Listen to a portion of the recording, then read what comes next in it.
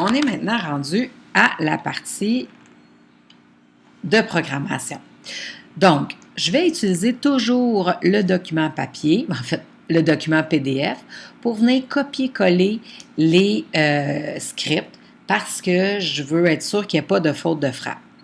Donc, le premier qu'on va faire, ça va être le script du personnage. On va aller dans le panneau Projet, dans le dossier Préfab. Donc, on va aller chercher notre personnage et on va lui mettre un nouveau script qu'on va appeler Contrôle du joueur. On va voir le dossier, le document apparaître dans Assets, puis après ça, on va pouvoir le faire. Il va falloir que je fasse un copier-coller, donc je vais tout de suite sélectionner ça et faire copier. Donc, je peux faire bouton droit de copier, mais bon, j'aurais pu faire commande C. Évidemment, ça aurait été plus rapide. Donc, je retourne à Unity. Oups, pardon. Je veux programmer mon personnage. Alors, je prends le personnage dans mon préfab parce que je veux être sûr que tous mes personnages, si jamais je décidais d'en mettre plusieurs, auraient la même chose. Et je vais faire Add Component. Je veux un nouveau script. Voyez-vous, il est déjà en bas, mais si j'écrivais N-E-W, New Script apparaîtrait directement là. Et je vais écrire contrôle joueur et je vais mettre un C majuscule et un J majuscule. C'est assez étrange parce que Unity détecte quand on met des majuscules en plein milieu et après ça, lui, il va les séparer pour nous faire plusieurs mots dans nos définitions. Vous allez le voir tout à l'heure. Donc, contrôle joueur, je le crée et je l'ajoute. Et là, je ne le vois pas arriver ici. Je vois qu'il y a une nouvelle option script qui s'est placée là, mais lui-même, il est allé directement dans Asset. Voilà. Et là, je vais double-cliquer et ça va prendre beaucoup de temps parce qu'il va m'ouvrir une nouvelle application qui s'appelle MonoDevelop qui nous permet d'écrire dedans. C'est très pratique, cette application-là, parce qu'ici, vous voyez le code, ça, c'est un code qui est tout de la même couleur, tout pareil, alors que dans l'outil de programmation, nos mots vont changer, il va y avoir des mots qui vont apparaître au fur et à mesure qu'on va écrire, qui va nous permettre là, d'éviter quelques erreurs. Dans notre cas, comme on va copier-coller le code, ça va être moins important, mais vous allez quand même voir que cet éditeur-là de code est beaucoup plus intéressant à utiliser. Donc, si je vous montre ici directement, c'est ce qu'on va voir une fois que ça va être ouvert. On a des choses qui sont déjà là, qui permettent d'utiliser déjà le moteur de Unity. Donc là, il est en train de m'ouvrir mon objet. Je n'ai rien à faire, ça devrait se faire tout seul parce qu'il dit loading ici. Bon, donc je suis en train de vous dire qu'il y a déjà deux fonctions qui sont dedans. C'est la fonction start, donc au départ du jeu, ici la fonction start, et on ne va pas l'utiliser, celle-là, nous on va utiliser juste la fonction update.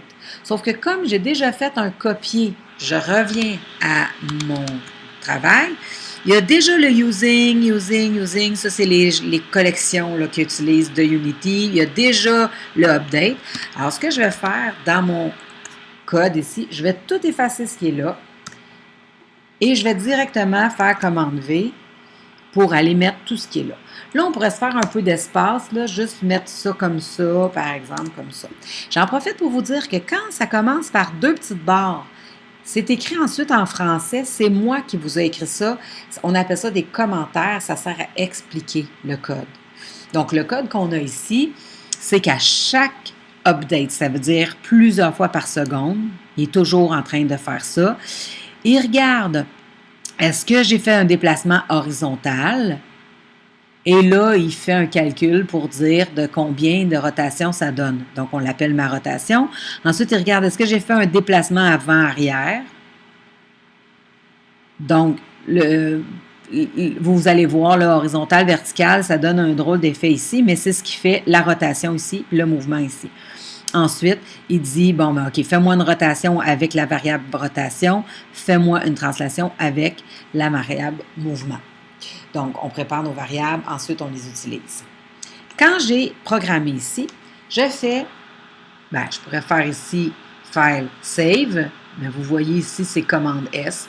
Donc, je vais faire commande S. Ça permet de mettre mon code à jour. Et quand je viens dans Unity, donc je reviens dans mon projet d'Unity, voyez-vous que ça s'est déjà tout mis là. Évidemment, c'est très laid ici, là, parce que c'est pas assez large, mais on voit que ça s'est mis à jour tout seul.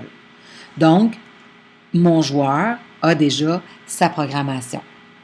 Donc, j'ai enregistré. Je peux faire maintenant play.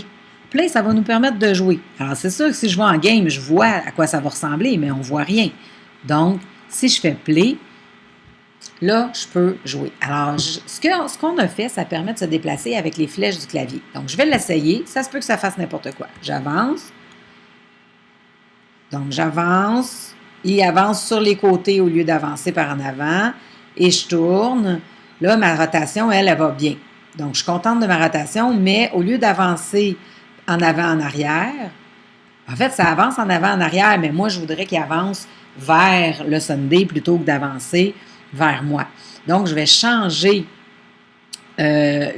mon déplacement, mais ma rotation, elle est déjà correcte. Donc, j'arrête ça et je retourne dans mon code. Je peux recliquer ici. J'aurais pu aller simplement ouvrir l'application là et je vais changer. Donc, là, en ce moment, j'ai dit que ma rotation est correcte. C'est mon mouvement qui n'est pas correct. Donc, je vais l'enlever. Je vais mettre 0 ici. Et je vais changer, au lieu de le changer avec le Z, je vais changer ici. Donc, ma variable, elle va être en X. Le Y, c'est celui qui fait monter, descendre, je n'y touche pas. Et celui que je faisais tantôt, là, lui, je ne le veux pas. Donc, je veux absolument que mon mouvement s'applique dans l'axe des X. Je fais encore commande S ici pour enregistrer. Je retourne dans mon Unity. Je refais play.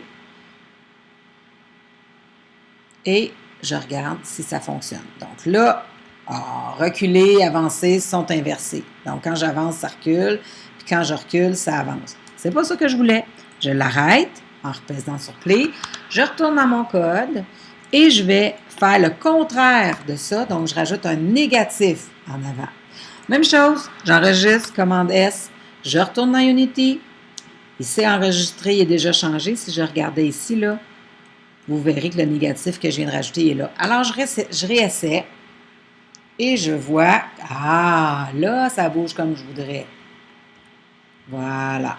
Alors, le mouvement est exactement comme ce que je cherchais. Je vais faire commande S ici de mon projet. Oups, pardon, il faut que j'arrête de jouer comme ça. Et là, je fais commande S pour enregistrer mon projet. Je vais être prêt à faire tirer la balle.